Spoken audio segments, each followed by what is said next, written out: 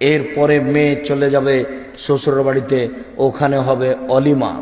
এটা অলিমার রাত, সকালে খাওয়া দাওয়ার ব্যবস্থা হবে। শ্বশুরের বাড়িতে গিয়ে হবে বাসর রাত, বাসর ঘর সাজাতে হবে, এটাই সুন্নাত। বাসর ঘর সুন্দর করে সাজাতে হবে, কনেকে সুন্দরী করে সাজাতে হবে, এটাই শরিয়ত।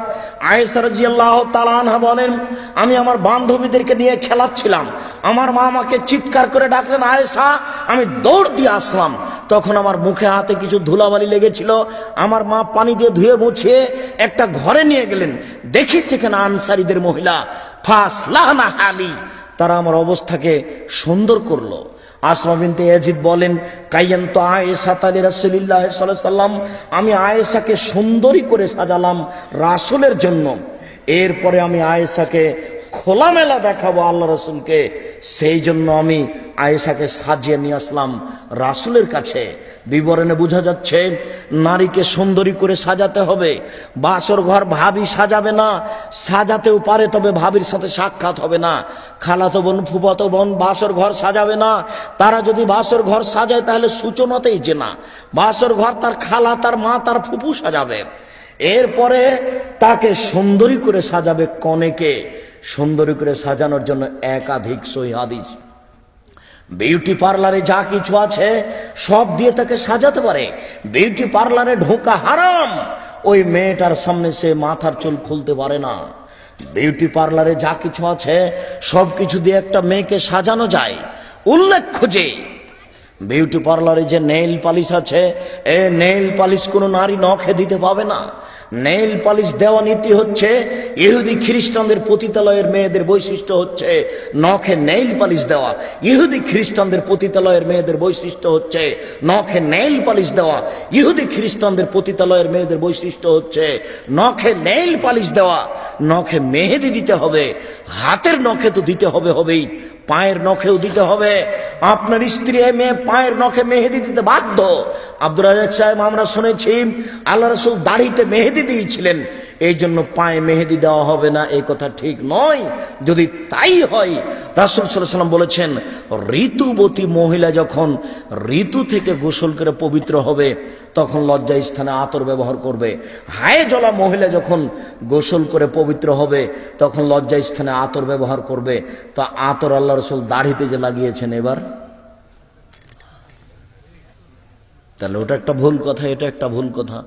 তার মানে দাড়িতে মেহেদি লাগাতে হবে দাড়ি পেকে গেলে, এটা একটা নীতি।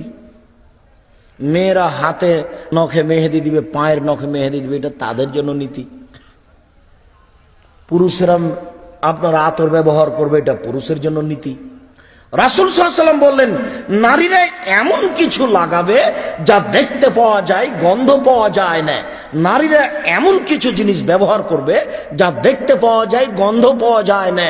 নারীরা এমন কিছু ব্যবহার করবে যা দেখতে পাওয়া যায়, গন্ধ পাওয়া যায় না। আর পুরুষরা এমন কিছু ব্যবহার করবে যা গন্ধ পাওয়া যায়, দেখতে পাওয়া যায় না। তারা এমন কিছু ব্যবহার করবে যার গন্ধ পাওয়া যায়, দেখতে পাওয়া যায় না। এই জন্য পুরুষেরা নখে মেহেদি দিতে পারে না, নখে মেহেদি দেওয়া হারাম। পুরুষের নখে, হাতের নখে, পায়ের নখে মেহেদি দেওয়া হারাম।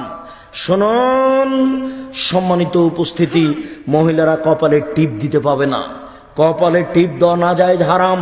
হিন্দু মেয়েদেরকে বিবাহ করার 10টি পদ্ধতি রয়েছে, তার একটি পদ্ধতি হচ্ছে রাক্ষসী বিবাহ। হিন্দু মেয়েদেরকে বিবাহ করার 10টি পদ্ধতি রয়েছে, তার একটি পদ্ধতি হচ্ছে রাক্ষসী বিবাহ। মেয়েটার বাপ বিবাহ দিবে না, ছেলে জোর করে বিবাহ করবে, তো কপালে টিপ দিতে পারলে বিবাহ হয়ে যাবে।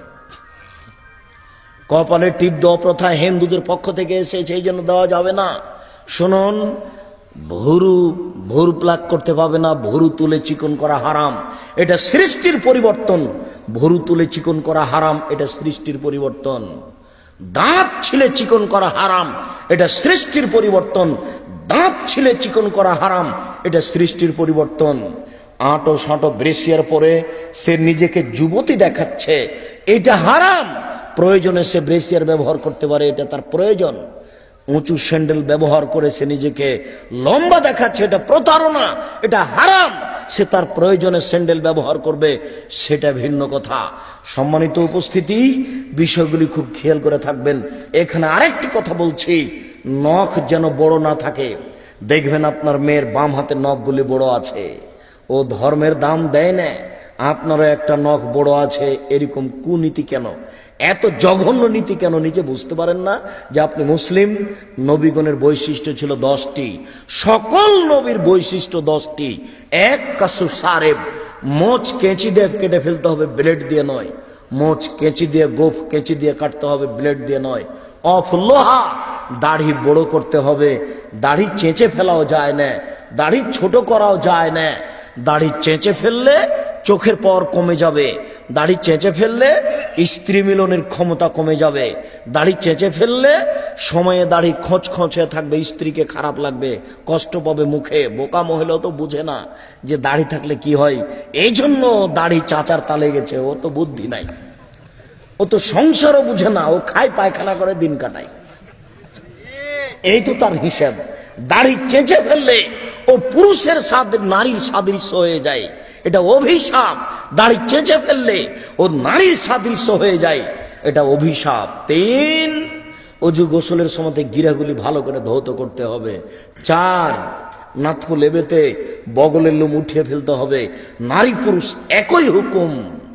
ব্লেড ব্যবহার করা ঠিক নয়, সুন্নাত বিরোধী আমল। আপনি ছাই ব্যবহার করে বগলের লোম উঠিয়ে ফেলার অভ্যাসী হন, নারী পুরুষ একই হুকুম। নিচের লোম পরিষ্কার করতে হবে, ঊর্ধ্বে টাইম 40 দিন। নারী পুরুষ একই হুকুম, 40 দিন পার হলে নারীও পাপী হবে, পুরুষও পাপী হবে। যেভাবে সম্ভব তারা পরিষ্কার পরিচ্ছন্নতার পথ অবলম্বন করবে, এটাই জরুরি সুন্নাত বলছিলাম। সম্মানিত উপস্থিতি।